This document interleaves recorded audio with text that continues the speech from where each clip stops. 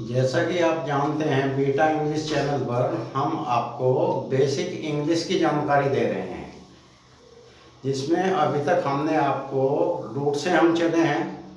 तो अल्फ़ाबेट बताया था शुरू में, उसमें वोवेल्स एंड कॉन्सोनेंट्स बताए थे, फिर साउंड्स भी बताए थे, फोनेटिक सिंबल्स बताए थे, क्योंकि लेटर्स तो आपको पता है अल्फ़ाबेट 26 होते हैं, लेकिन फोनेटिक सिंबल्स जो साउंड्स होती हैं इनकी वे 44 होती हैं। वो सब हमने पीछे आपको बताया है।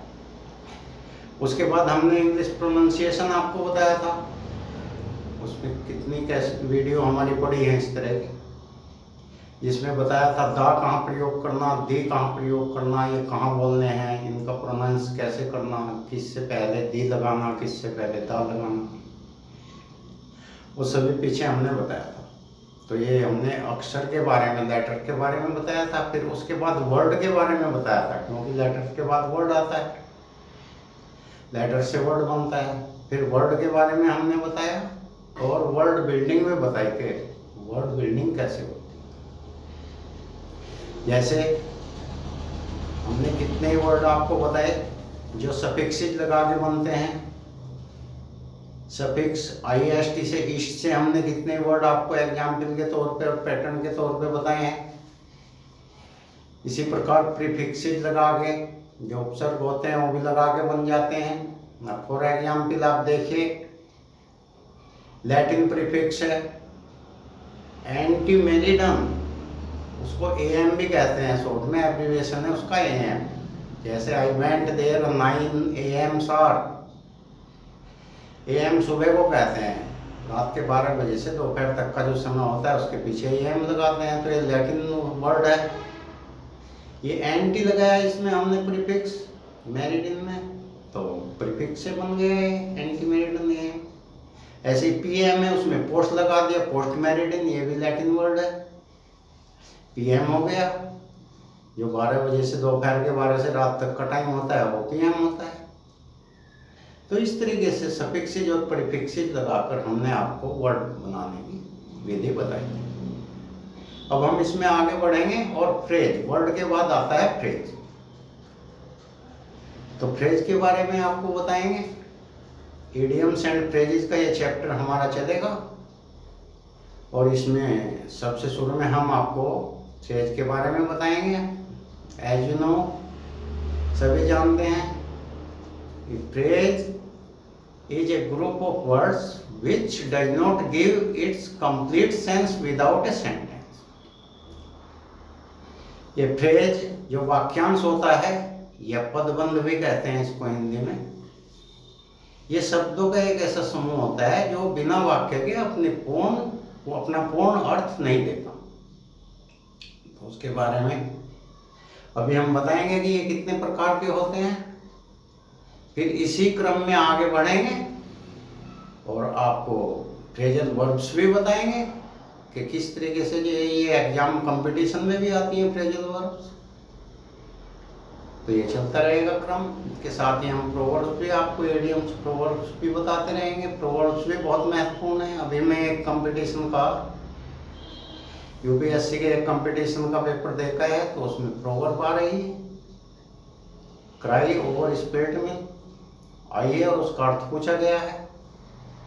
तो ये प्रोवर्ब भी आ जाती हैं एग्जाम में, कॉम्पिटिटिव एग्जाम्स में, इनका भी अपना बहुत महत्व है। तो आइए आज फ्रेज से स्टार्ट करते हैं, नया चैप्टर है, आप ध्यान से देखते रहिए। और यदि आपको अच्छा लगे कि हम आपको महत्वपूर्ण जानकारी दे रहे हैं और आपके मतलब की जानकारी दे रहे हैं, तो जरूर अपने साथियों से, नियर एंड डियर से इसको रिकमेंड कीजिए, ताकि हमारा उत्साहवर्धन होता रहे। तो आइए प्रारंभ करते हैं। फ्रेज के बारे में हमने आपको बता ही दिया कि वो शब्दों का समूह होता है जो बिना वाक्य के अपना अर्थ प्रकट नहीं करता। अब एक फ्रेज, जैसे फ्रेज की एग्जाम्पल ले लीजिए, जैसे इन द कॉर्नर, उदाहरण के लिए लीजिए, इन द कॉर्नर फ्रेज है, कोने में। लेकिन क्या कोने में? जब तक आप वाक्य नहीं बोलेंगे he is standing in the corner, तभी तो पूरा हुआ है सेंटेंस। इन द कॉर्नर तो अधूरा था। तो बिना वाक्य के इसका कोई अर्थ। ऐसे ही on the table, what is on the table? जब तक ऑन द टेबल अब कोई सेंटेंस नहीं बोलेंगे, the book is on the table, जब तक ये नहीं बोलेंगे तब तक वो अधूरा है। इसीलिए इसको वाक्यांश कहते हैं। ये वाक्य का एक अंश मात्र होता है। तो फ्रेज, अभी हम आपको एक फ्रेज बताते हैं जो बहुत पॉपुलर है और फ्रेंच फ्रेज है, और इतना ज़्यादा पॉपुलर है कि आप, मैं चौंक गया कई बार। ये मैंने सोचा, तब मैं इसका मतलब नहीं जानता था। आपके पास इनविटेशन कार्ड आते होंगे, आपने देखा शादी ब्याह के, तो उसमें जो भेजने वाला होता है वो लिख देता है RSVP। अब RSVP का क्या अर्थ होता है मैं खुद नहीं जानता था बहुत दिन पहले तक। अब मैंने सोचा कि अगर किसी ने मुझसे पूछ लिया, भाई आप तो इंग्लिश पढ़ाते हैं, आपको तो इंग्लिश की जानकारी होगी, तो ये RSVP क्या होता है, तो मैं खुद ही आश्चर्यचकित था कि क्या बताऊं, क्योंकि ये वास्तव में फ्रेंच फ्रेज है और इसका अर्थ होता है कि उत्तर भेजें, यदि संभव हो तो स्वीकृति भेजें या उत्तर भेजें। तो ये फ्रेंच फ्रेज है RSVP। RSVP ऐसे भी लिख सकते हैं, ब्रिटिश इंग्लिश में तो ये ऐसे ही लिखा जाता है, लेकिन अमेरिकन इंग्लिश में क्या है कि इसमें इस तरह डॉट लगा देते हैं, RSVP। तो इसका है रिस्पॉन्स सिल्वस प्लेट, ये फ्रेंच फ्रेज है। Reply if you please, English में ये बोलते हैं इसको, यदि संभव हो तो उत्तर भेजें या स्वीकृति दें। तो आशा है कि ये अब आपको ध्यान रहेगा, और आपने ध्यान से देखा होगा RSVP हर इनविटेशन कार्ड पे अधिकतर लिखा रहता है। इसी प्रकार अब हम फ्रेजेस के जो काइंड्स होते हैं, अब फ्रेजेस के भी काइंड्स होते हैं, तो फ्रेज की हमने परिभाषा बताई, वो आपको बताएंगे कि ये फ्रेजेस कितने प्रकार के होते हैं। तो काइंड्स ऑफ फ्रेजेस में number 1 noun phrase, number 2 adjective phrase, number 3 adverb phrase. ये तीन ही प्रकार के फ्रेज होते हैं। अभी कैसे कैसे होते हैं आज हम आपको नाउन फ्रेज के बारे में बताएंगे, फिर क्रम से आगे अगली उसमें बताते जाएंगे। आज नाउन फ्रेज के बारे में। नाउन फ्रेज क्या है?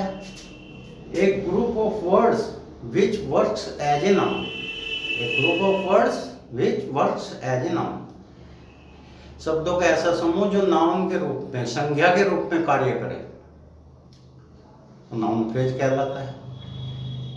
अब इस तरह के समूह कैसे हैं देखिए, एग्जाम्पल साहब देखिए, उदाहरण देते हैं कुछ इसके। Early to bed is a good maxim, जल्दी सो जाना, अर्ली टू बेड कहते हैं जल्दी सो जाना।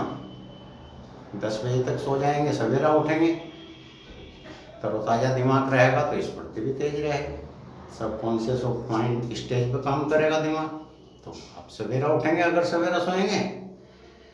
एक कहावत भी है पुरानी, early to bed early to rise makes a man healthy wealthy and wise, English की कहावत है। तो early to bed is a good maxim, ये एक अच्छा सिद्धांत है। मैक्सिम कहते हैं सिद्धांत को, नीति को।